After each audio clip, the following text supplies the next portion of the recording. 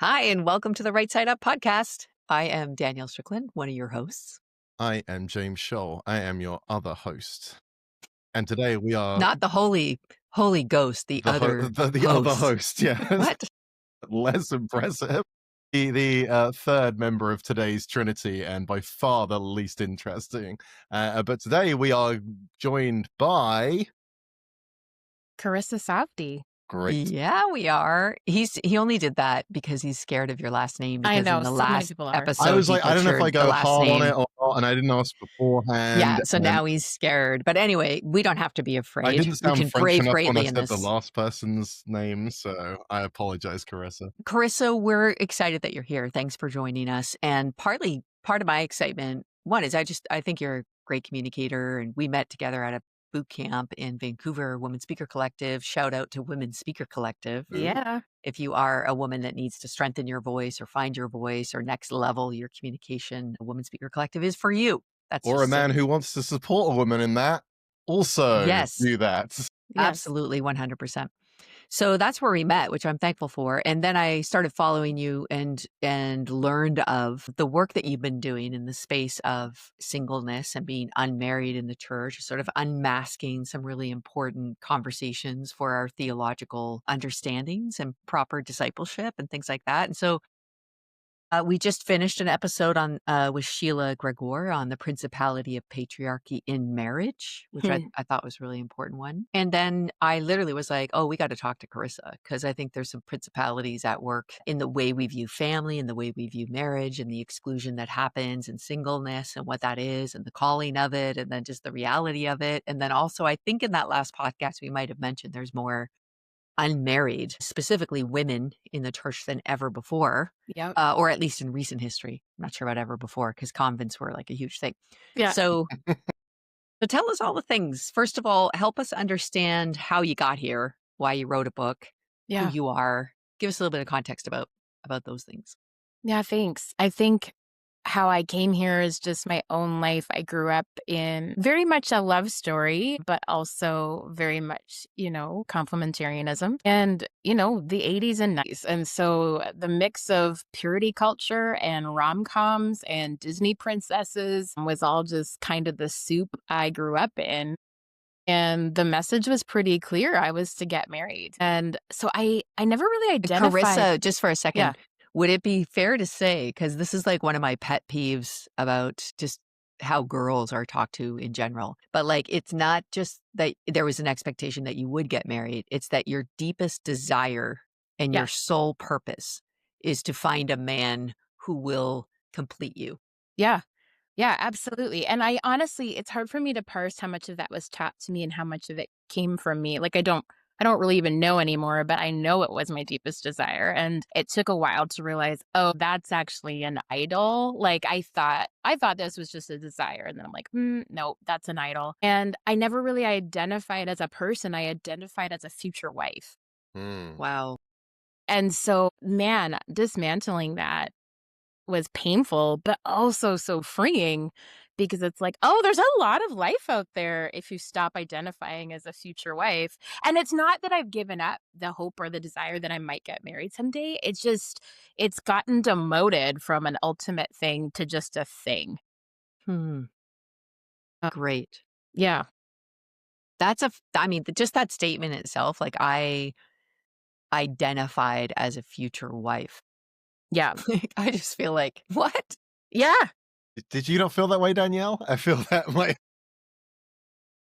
Do you know, this is just funny, but somebody told me their life was changed by reading the book Captivated or Captivating or whatever that book is. It was one of the Eldridges. I have liberated the world from many copies of those books by throwing them in the trash whenever I see them. Well, so I was like, okay, well, if it changed my friend's life, I should read it. Like she was Right. at least be open to read it. So I started reading it, and literally like within the first 2 pages, I was like, am I not female? Right. Like, I remember I called my mom. I literally was like, is this some repressed trauma that I had that I never dreamed of being a princess rescued by a prince? Like, is this something? And so then I called my mom and I was like, when I was a really little girl, did I ever, was this in me? And I've just suppressed it because of my, whatever. And my mom's like, Danielle, like you came out, doing the rescuing. Like there wasn't a thing in you. Like it was like literally like I tried. Like I used to have to hold you down to put a dress on you, like any kind. So it was literally, and that's where I was like, okay, yeah, I reject this as, I mean, it might be true for some people for sure, but I reject this as a construct for all of all little girls everywhere. And then we had a sleepover one time with my son, my good friend's daughter, who was really good friends with my little son, and she brought a couple storybooks with her that she likes read at night. And I was so disturbed by the content of the storybooks for her as a girl that I just changed the words as I was Nice. reading, Yeah. right? Because it was Yeah. all literally, it was all you need to be rescued. Man's coming. I mean, it was just, and they're just standard books. It wasn't like there were some terrible books. They were just standard books. And I was like, I can't with these. I think how I'm hearing you say that, like, it sounds to me like you were just the first to see The Matrix because, it's still so prominent. Like, it's really hard for me to find people, who think that, "Hey, maybe that's weird." A lot of the hate I get on Instagram, not I haven't gotten tons of hate because 'cause I'm not that famous on Instagram yet, but, it's a lot like, calling me, like, demonic or saying, like, "No, this is, like, God's way," or "You're t" like, there's this trend right now that it's like, "Do you think that God created you with all the capacity you have to love, and he didn't create another person to exactly match you?" And I'm like, can you bring a scripture verse to this? Because I don't know where you are getting that. Like, I don't know where you're getting that, but it is so prominent. And it's not just for women. What's been surprising to me as I've started to socialize these ideas is how many men have reached out to me and gone, I'm so lonely. I'm trying to honor God. I feel like leftovers at my church. Thank you. And it's like, oh, this is a pretty toxic message that's out there. And I keep getting called anti-family. And I'm like, how are we here that talking about singleness and talking about purpose is so threatening that it's considered to be anti-family or anti-romance?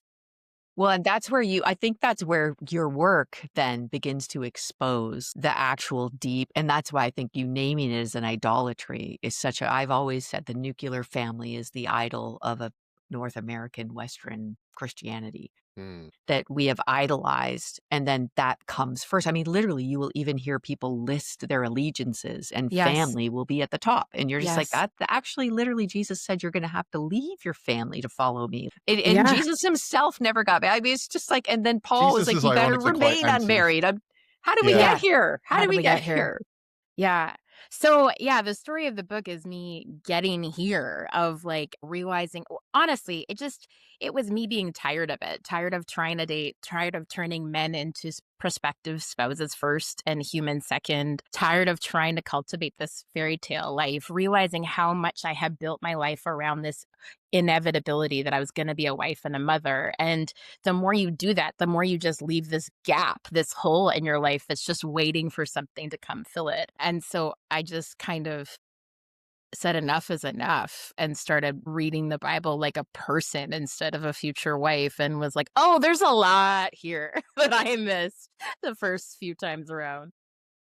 Yeah, And tell me Jesus.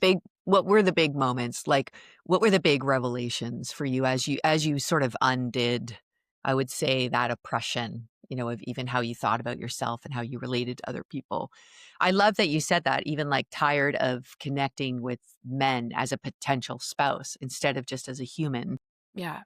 You know, that's Yeah. fascinating how and then that you can see how that would really damage relationships in like many directions, right? Many Like, directions, because it makes us competitive, right? Like, all women are competitors in that environment for the yep, very few men that are around, and this yep. is still peddled, right? Like, you hear this all the time of, "There's no good men out there," which how awful to our brothers in Christ to constantly be hearing there's no good men out there, but, like, then it turns every woman into the competition, and then it gets into this weird thing where married couples see single people as a threat, and so now we've poisoned community too, and Oh. family too. Because if I'm a single woman hanging out with a married couple and there's insecurity in that marriage, now I'm seen as possibly the threat that's going to lure him away or something. Well, Could and you that's that unspoken thing too in between seeing every man through the lens of future spouses. It sexualizes every single relationship. Yes, And yes. I mean, even if you're not, hypersexual, but it literally hypersexualizes every single interaction between women and men Yes. because the only lens we see through is this potential intimacy, forever companion sort of person, and I feel like that couldn't be more damaging. I think the hypersexualization is so prominent in the church in many ways. Like, think about how many times you've heard a youth pastor get up and start talking about his hot wife. Think about how many times the Song of Solomon is preached as like marriage advice instead of pointing us to the ultimate romance of Christ in the church. Think about how often singles are chastised to remain celibate. We're told to save sex for marriage. Again, saving as if marriage will happen. Because what are you saving it for if marriage doesn't happen? Mhm.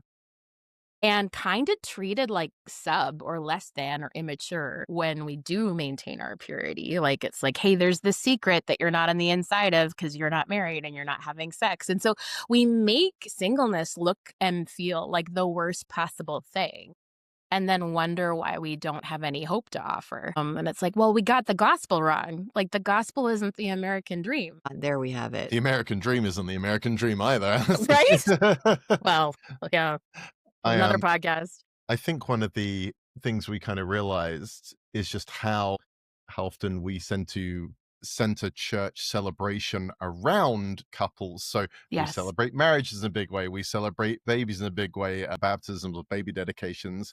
So there's lots of these. And when I first got to the church, I'm like, we are not going to do these things. We're not going to have showers. We're going to do anything because I'm not going to do anything that makes like Right. people feel bad. And then I'm like, are we allowed to celebrate anything though, James? And I guess we have to celebrate something. But the lesson there is like, okay, what else is there to celebrate? Like, what other like when people are sober a long time, boom, we're going to celebrate that. Someone who's been struggling with employment, we're going to celebrate. Like, the answer is to celebrate more, I think. I mean, Yes. that's my answer to everything And in celebrate Christianity ever. people. Yeah. And Oh, yeah, celebrate yeah. people, actually, like, Yeah. not individual people, but, like, the whole family of God, Yes. right? Yeah, So yeah. you're celebrating every single thing you can celebrate as people become more and more like Jesus and experience the fullness of life.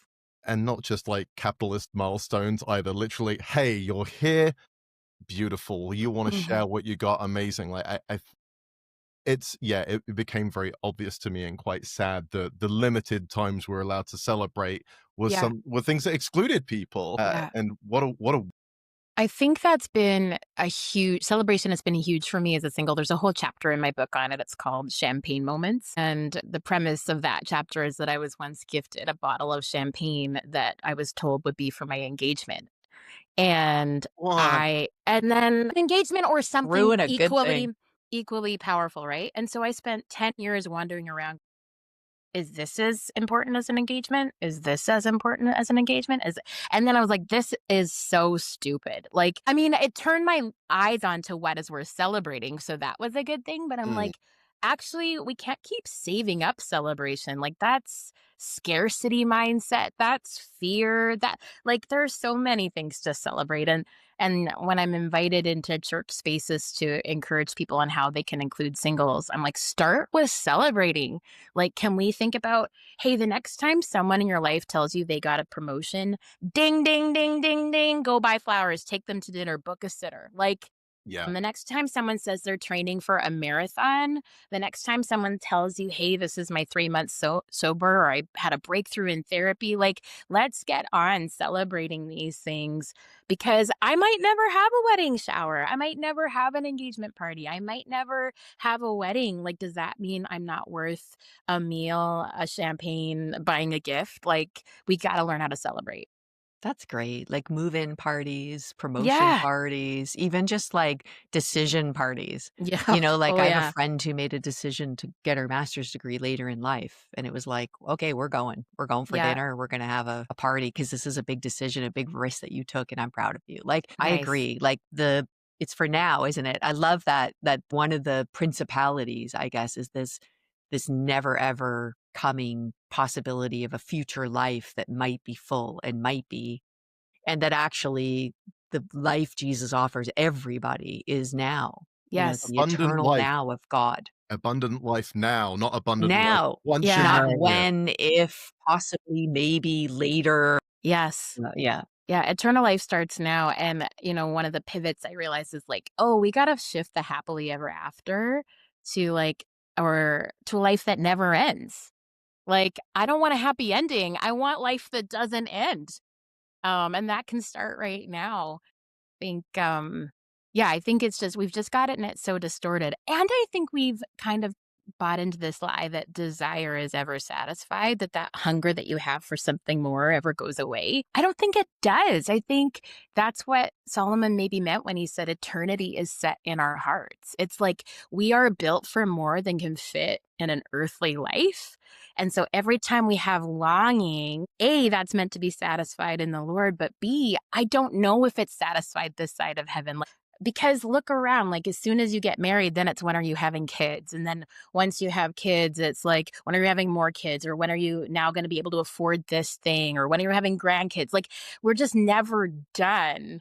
And so there's celebrating now and there's finding contentment now, but there's also like going longing is part of living. Yeah, it's really interesting. I also like to talk to you about the call to celibacy and Mm, singleness versus just like, okay, I haven't found the person. Like, I want to talk a little bit about the distinguishing between those two, or if there is one, or if it's worthy of doing. But I was listening to James Martin talk to Ronald Hostler on his podcast, which is great, by the way. James Martin is a priest, a Jesuit. He wrote everything to everything you Jesuit's need. Guide to Everything. Yeah. The Jesuit's Guide to Absolutely Everything, or something like that. It was fantastic, a helpful book. Anyway, and they're talking about celibacy as priests, who have mm, committed to this life and the struggle of it, and and it was just a very interesting conversation to listen in on. And one of the things that the guy who was talking about too said is that his deepening theological understanding of celibacy is a gift to connect him to the longing of the poor, mm. that Wow. it is a poverty that he willingly embraces to connect him to a poverty that longs and is never fulfilled, that is Wow. excluded when it should be included, that doesn't get the intimacy that it wants, like all the things. Mm, He saw that practice as his, and that was the deepest that was the deepest version of this like call to celibacy that or even like invitation to celibacy, to touch the life of others mm. in a deeper way.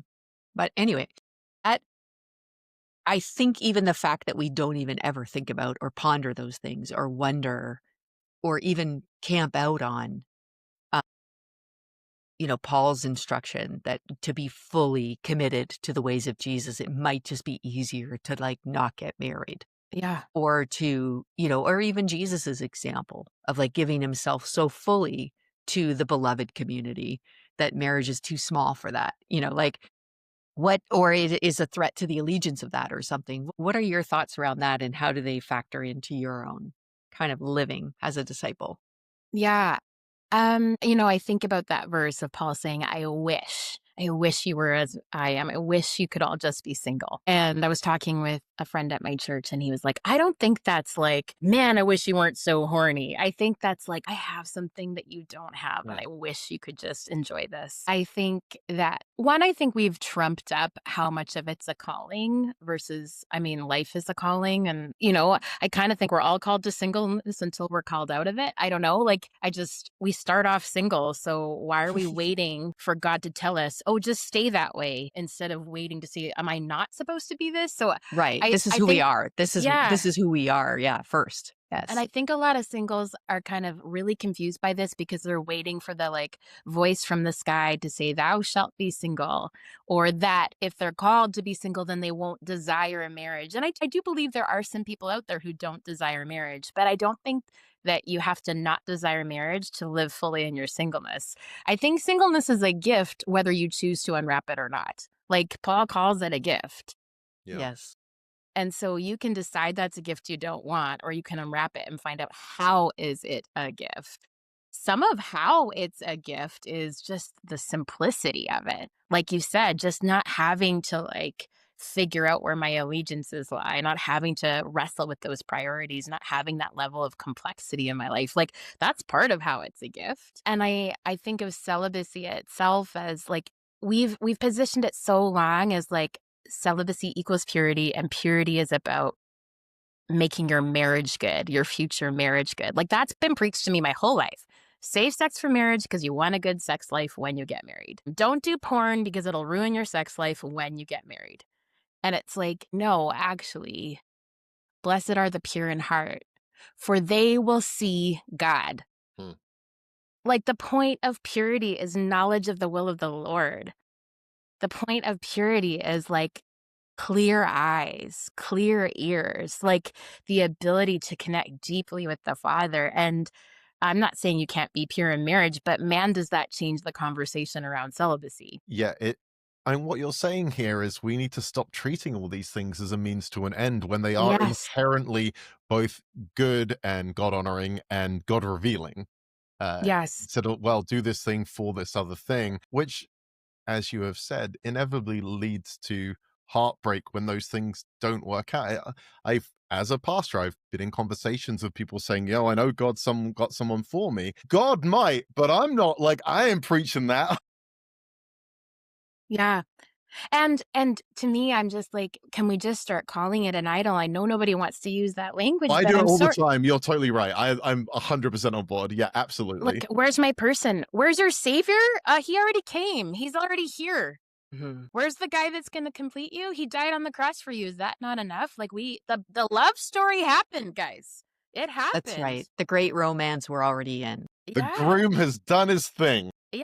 That's great. That's really Yeah. beautiful. And I think even just to hear that and and that's what I love even about your socials, Karissa, like the other day where you were like, let's just talk about quiet mornings. And as a mother of 3 boys, I was like, yeah, let's talk about the gift you have, Karissa, that's Yeah. beautiful and wonderful and you could use so beautifully and fully, like and live that way and I can like admire it and Hmm. you can admire some of the things that I have that are complex and hard or different or whatever. So even this idea that somehow it's a competition and I won, Yeah. or that you lose, but actually it's this beautiful celebration of the difference of our lives in beautiful ways. And I think even that idea that like somebody's a loser in this and somebody's a winner in this. And, Yeah. I have single friends who are like, oh, it's time for me to visit my unhappily married friends. So I can remind Yes. myself that the answer isn't always marriage, And I'm like, Yeah. yeah, that's not a bad, I hope you're not coming to my house. But also not a bad idea. Like go have a look at what it looks like to,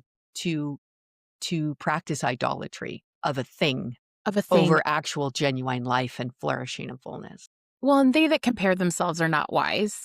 But if you're going to compare, can we do it the whole way? Because what we do is we compare the best parts of being in a relationship to the worst parts of being single, and we don't do it the other way around. And I think we also make the best parts of singleness seem like selfishness, seem like self-focus. Like, then we get into this, like, well, if I'm going to be single, I have to be the most holy, spiritual, purposeful person on the planet.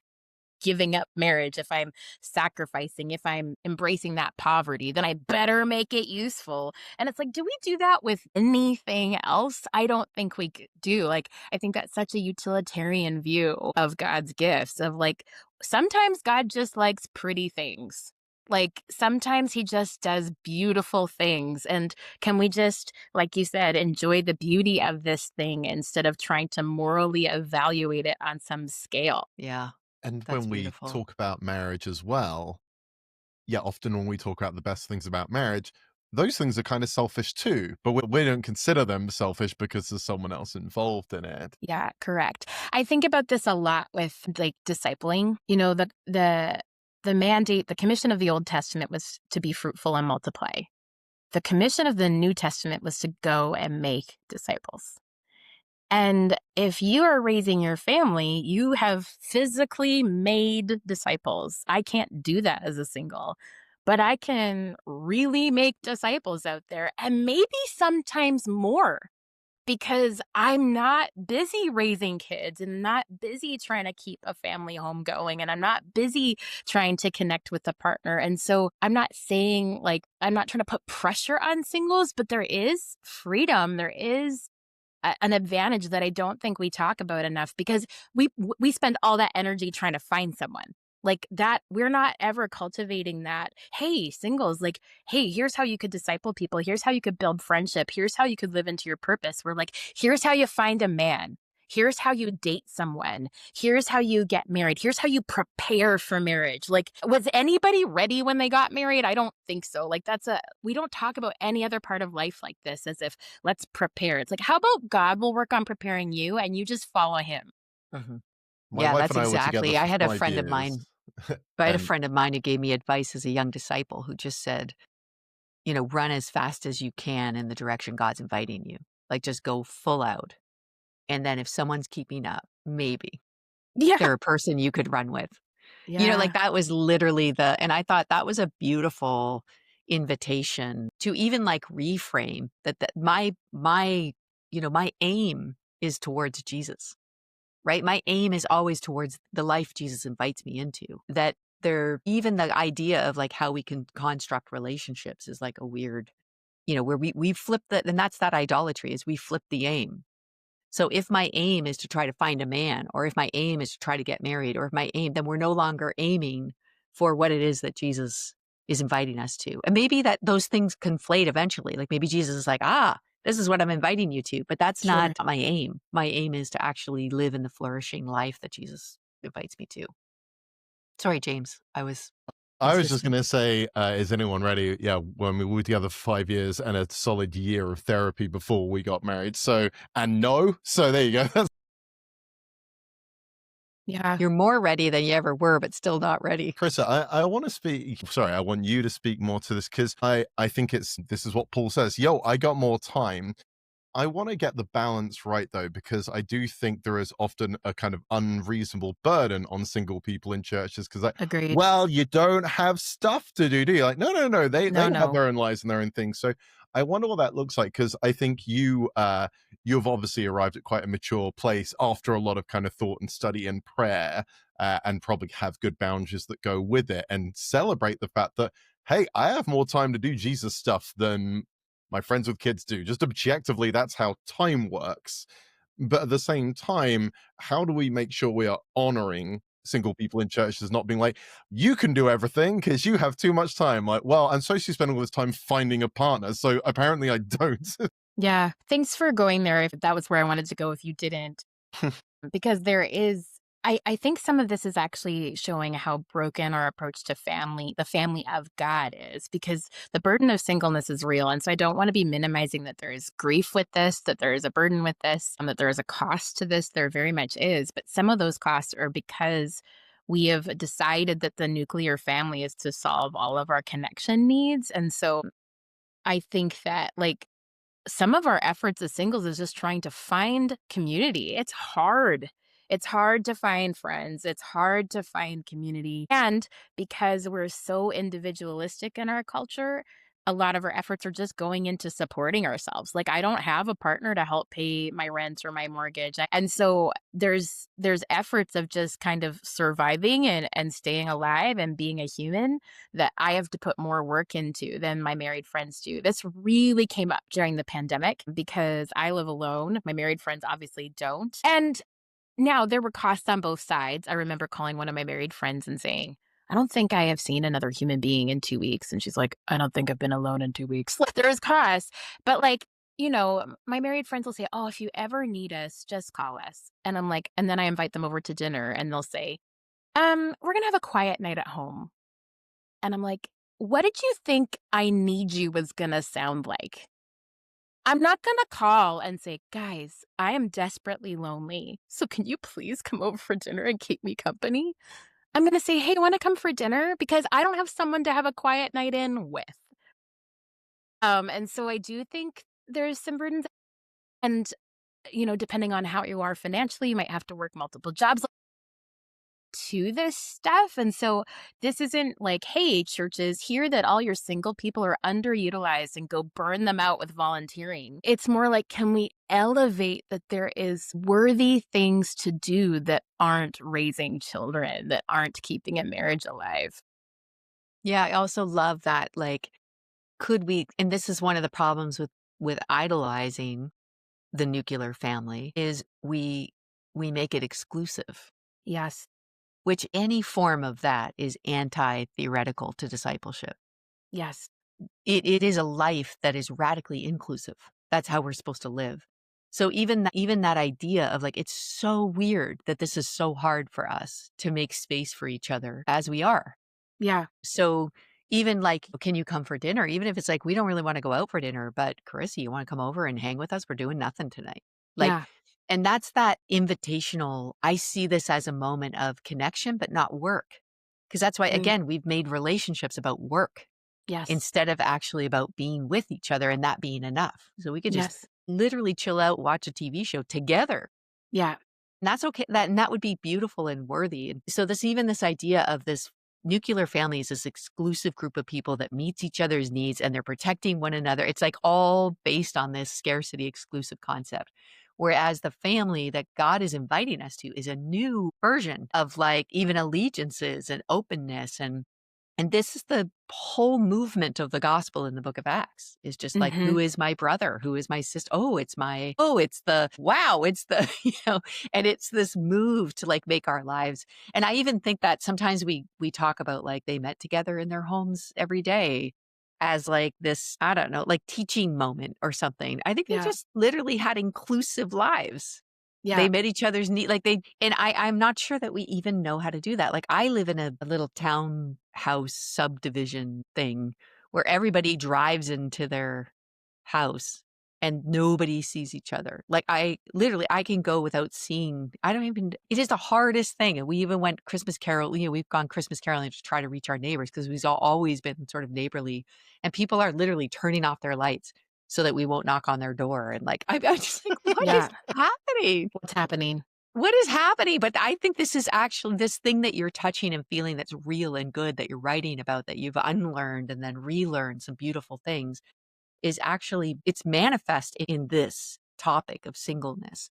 But actually, it's evidence of a much deeper problem everywhere, you know? Yes. Yeah. Yeah.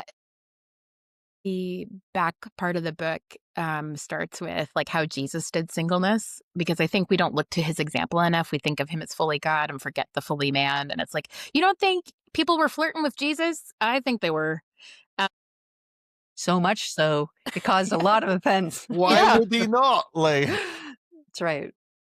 but part of it was that he just flipped family on its head, which was crazy assaulting to the Jewish tradition, right? Who is my mother? Who is my brother? Anyone who does the will of my father is my mother and my brother and my sister.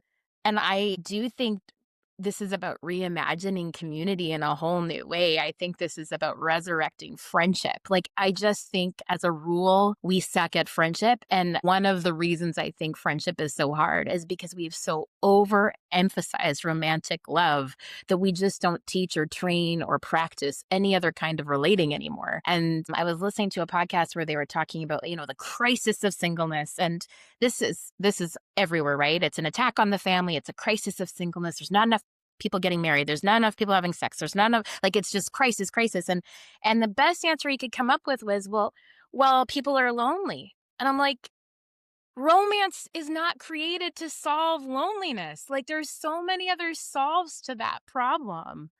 And as I've socialized these ideas, the amount of married people who have private messaged me or come up to me and said, wish I'd known this before I got married, wish I'd known this 30 years ago. Like, it wow. puts so much pressure on a romantic partner to be all these things they can't possibly be because we're trying to solve the community problem in one relationship.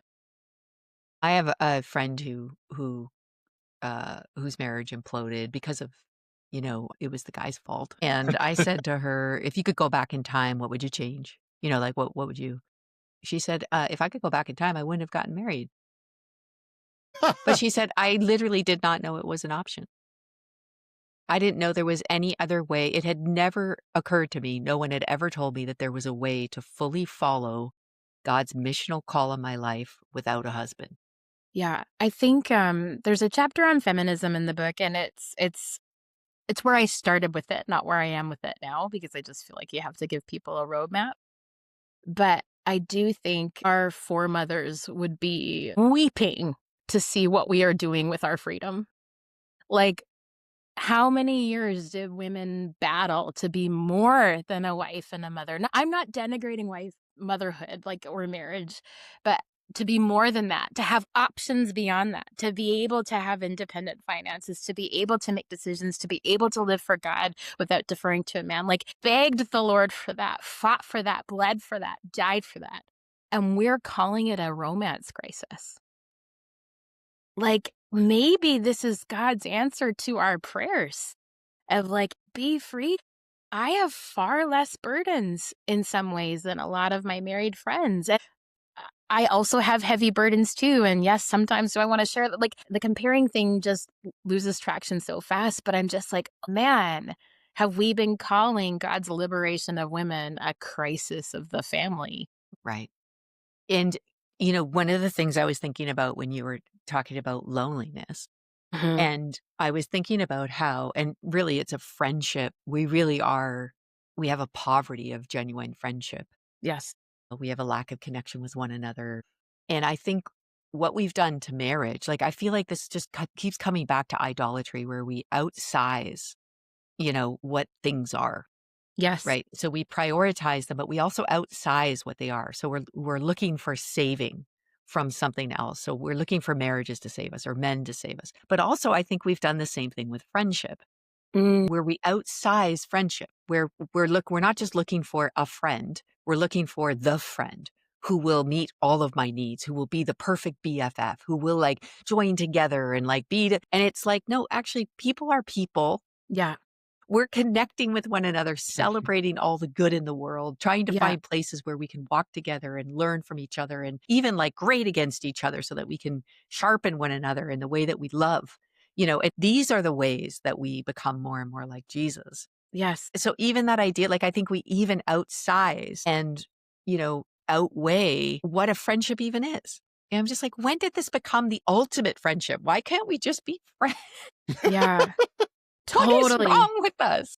Well, comparison is the thief of joy, and social media has put Mm, comparison on steroids. Yeah. yeah. And it's made us show only the fun parts and only the extreme parts.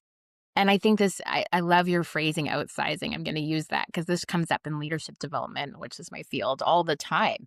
Of like, we are just expecting more of our leaders than is humanly possible in one person. We're expecting more of our politicians than is humanly possible in one person. Like, these jobs are too big. We can't do this. Like, we have to get back to what Steve Cuss calls human sized. And yeah, I think, but if we don't solve the anxiety, that panic that only the Savior can bring peace to, then we're just going to keep looking for kings in all of these places. So it's like, well, if I can't find my romance king, I have to find my independence king. And if I can't find my independence king, then I need to find my friendship king. Yeah. And so Or my it's like, achievement or king or my my achievement performance king. thing. It's all outside rather than inside out. Yeah. Yeah. And so you see again on social media, like with singleness, it's like there's the people who are kind of, okay, fine, I'm not looking for a man or I'm not looking for a partner anymore. Now I'm looking to be like wealthy or have the best career. Like, the temptation is the spectrum between full dependence on another human or full self-sufficiency. And it's like, there is a middle way. Like, we actually are called to be dependent, but it's dependent on the Father. Mm, mhm. Carissa, give us some. I feel like we've really like poked well at theological frameworks around this and some of the things that the powers and principalities that are hiding under these ideas of outsizing, but also like constantly being saved by something other than Jesus. Can you give some of the listeners maybe some practical ways to walk this out together?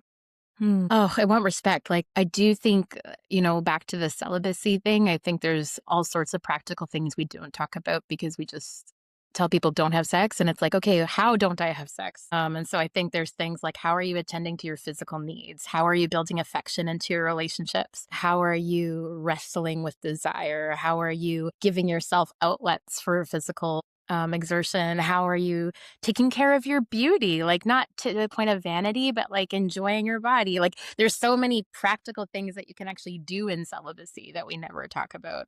The practicalities of friendship, I think it's like, I'm not someone who ever really advocates for singles groups because I feel like it just makes this problem worse and keeps us in our silos. But like, could we just start including people? Like, does it have to be a married group or can it just be a group? Does it have to be a parents group or can it just be a group? Like, can we start just like cross pollinating in the body? I think practicalities for preachers are just like, start thinking of singleness as an option. Like, I don't Mm. need you to preach a message on singleness. Actually, most of the time I'm like, please don't, because it's just going to be weird. I don't need someone who got married when they were 20 telling me how to be single. Like, it's going to be weird. But can you stop elevating marriage? Can you start trying to think of or include single examples in your broader preaching? Could you maybe put some singles in positions of leadership? Like, somehow we've decided marriage is like the access point to leadership now, too. And so, like, I was surprised, James, when you said you got hired as a single pastor, because I was like, whoof, that does not happen very often. Like, maybe you don't need to preach on singleness. Can you hire someone who could? Jesus and Paul are both not qualified to be senior pastors of the Right. American It church, just just for the Yes. record. I Just know for the we record. danced around it. Like, can we just like really drive that one home? That our entire example and exemplar and center of our being and life and flourishing and everything was single. And then the guy who's like second most important, it's a big drop from first to second, but we'll give Paul that honor because he did write so much in the New Testament, also is even more explicit about it than Jesus is. And it blows my mind like how selective preaching is and how selective people are with their I know at the core this is a very real human cost to this, and so I want to be sensitive of that, but it's also just bad theology and that irritates me. Well, the fact that Just for the record, though, I want to say I don't agree with Paul as second, just for the record.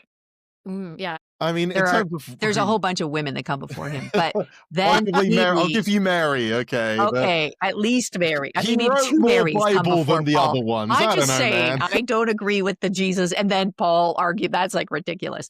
But was he a significant example? Yes. And was Yeah. he single? Good catch. Yes, he was. Also, probably Mary, the Tower. Paul is the most important also single, person to most likely. anyone that is preaching in the ways that we're criticizing, though. Yes, They it's true. definitely That's true. elevate Paul more And than they Jesus, probably. They It's quote true. him on marriage. Like, can you imagine? Yeah, that's If I, as a hilarious. single woman, got up and said, I'm going to preach on marriage, it would start a riot. Like, nobody would let me preach on marriage. Carissa, you should do that. Come hang out. Nobody would let You me near preach on marriage. Toronto? But I'm like, I'll you know what? platform you. Go You for could it. go to James's church. Yeah, come hang James, out. what's your church again? Wellspring Worship Center in Where is Toronto. it? Yeah. In Toronto. Worship. Okay. There's a standing invite from There you go. Wellspring Church in Toronto Preach for on Carissa marriage. to Tell come to us speak what on we're marriage. doing wrong. Can you What we're imagine? doing And right. guys, we will record it and make it a podcast here Nice. if that happens. You got it. So watch the space. Anytime. I like it. I like it.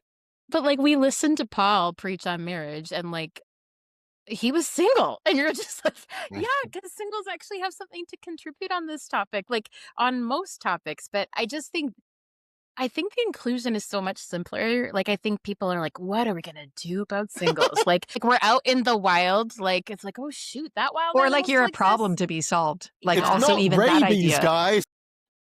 Yeah. And it's like, I don't know, treat them like human beings. That's a really good start. That's great. Where can people follow more and hear more? Tell us about your book, and then also where people can find more from you, Carissa. Thanks. So my book is called Surviving Christianity Unmarried, a theology of singleness that isn't looking for its cure.